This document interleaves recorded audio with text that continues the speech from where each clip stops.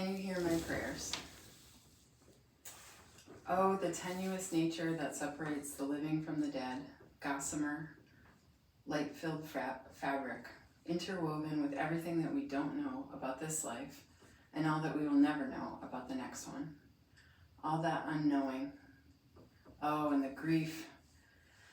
When do we cross over and how? Who will be waiting? Will I still be able to see you? Can you hear my prayers? There's no end to the pain of losing you. It's an infinity to wait for the time when it won't hurt anymore. When I can go to that place where I find you with a little more joy in my heart and stop clenching my fists. I'm sorry that I wasn't born with your grace. I marvel at your ability to leave this world in one swift movement for our benefit. Loss is such a tiny word for this canyon, this abyss. And this very abyss is filled with the smell of the obnoxious perfume you used to wear, and that Aquanet hairspray, and cigarettes, and nail polish. This abyss is where your last apology still hangs in the air.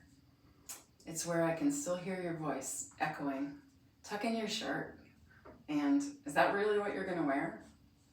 This deep, deep loss that has swallowed up chapters and chapters of our happy growing up together and our interwoven lives. I filled up your gas tank. I made you some pancakes. I taught Ben to say, "Mommy, the coffee's ready." I remember your voice so clearly, the insistency of it, always telling me how to play my hand and how to win it, to enjoy it, to live it. And you were always right. Don't tell Mom that I snuck my boyfriend into the downstairs closet. Don't tell Mom that I put my makeup on in the bus on the way to school. Don't tell Mom that my husband never talks to me. Don't tell Mom that I have cancer. I don't want you to fuss over me. Just do what I tell you to do. You're the designated one. You're the glue. You all are. Work it. Let me out of this inappropriateness and responsibility. Let me out of this appropriateness and responsibility. I refuse to talk to you about this cancer treatment. Go and sell some tickets to my golf tournament fundraiser. Come to my birthday party and at least pretend to have some fun. Call me on the phone and bitch about work. Help me to live with the living. And I'll hang on as long as I can, I promise. Maybe I can beat this thing. I'm a lucky person. I'm persevering. But if the cancer starts to win, you have to let me go. I can't bear to be taken care of. You know how I feel about hospitals. Sorry, but I'm way too pissed off at God to talk about my spiritual life. My hair's falling out. What's God gonna do about that? I'm losing my life, my sisters. You're the glue now. Don't shirk this responsibility like you do with everything else. Hold our family together and get it right. I'm watching you and I'm whispering in your ear. Here's a consolation. Maybe you'll go early too. The other side's different. It's better. I'm playing Scrabble up here with Auntie Patsy and there's no cancer here. Nothing is ever created and destroyed in the universe. So how could our connection be gone forever? Don't think about the sadness of it. Put on a happy face. Death is just a journey to somewhere else. It's not the end. Can't you hear my prayers for you? There are arms reaching out from both sides now. If you can hear my prayers,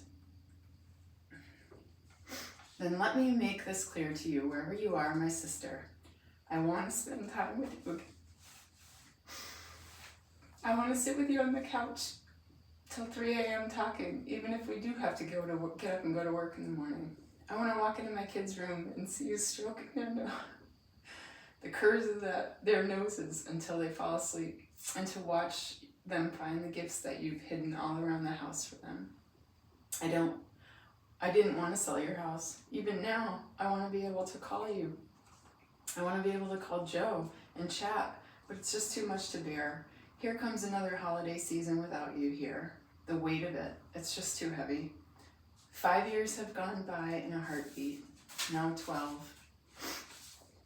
And I wonder how it is for you, where you might be. I thought I saw you standing in front of me at a concert at Pearl Street in Hamp. I thought, what's Sandra doing here? She doesn't even know Blind Pilot. Then it hit me that you're really gone, like a Mack truck, like it does. Suddenly, I had to get out of that crowded place. I walked out into the dark streets of Northampton, past a million places where we had to pull the car over to tell each other something. Pull over, I have something to tell you. I hear that. I hear this said in your voice when I get to the entrance of our old apartment above the Pleasant Street Theater, and I wonder for the millionth time if you're with Walter. I walked down to Jake's and remember the mornings we sat in there and had breakfast and talked and talked. The time you laughed so hard you choked on your coffee and then came back from the ladies' room only to do it again.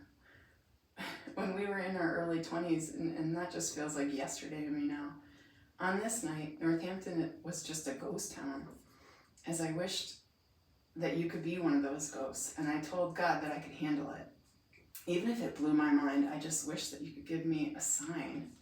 The music of the concert was just a faint noise by the time I got to the Hotel Northampton, and I thought of your laughing red face on New Year's Eve. When we watched the ball go up and drank champagne, my toddlers on your shoulders. I looped around Fitzwilliams and walked the other way back into Pearl Street. I started humming a little of that song you used to like, It Don't Matter to Me by Bread. I've thought of it a million times. How we used to sing it. How we used to sing that whole cassette tape together and wait for the day when I'm strong enough to listen to it without you. I just have no voice to sing these days because that's when I miss you the most, my sister. I want to feel that deep joy again. I want to wake up in the morning with that little ache in my stomach muscles from laughing so hard the night before.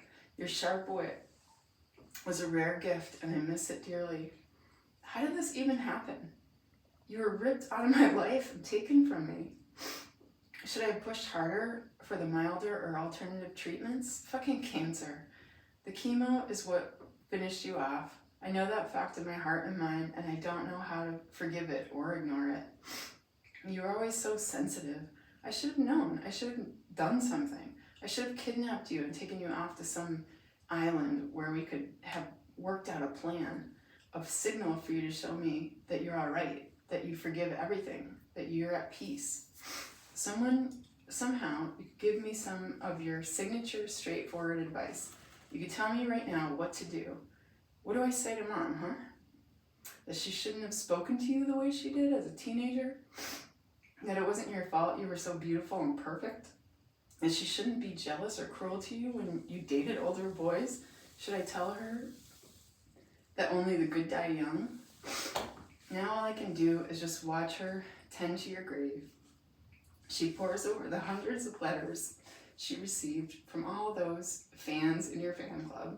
I drive by the bench that looks out over the Northampton Country Club with your name on it.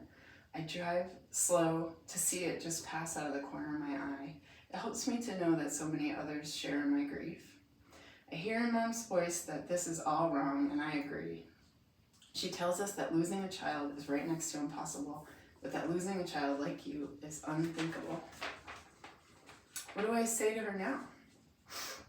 When she wants me to come and have Christmas at the house where we all live together, our home base before walking to Mike's Field to go sledding, when we rolled down the hill with our cousins where we played hide and go seek and kicker, it's just too hard. And it belongs to Cheryl now, and her fresh happy memories are laid over those old musty ones of Uncle Jack and all. Can you hear my prayers? What do I say to these people who ask me about our growing up?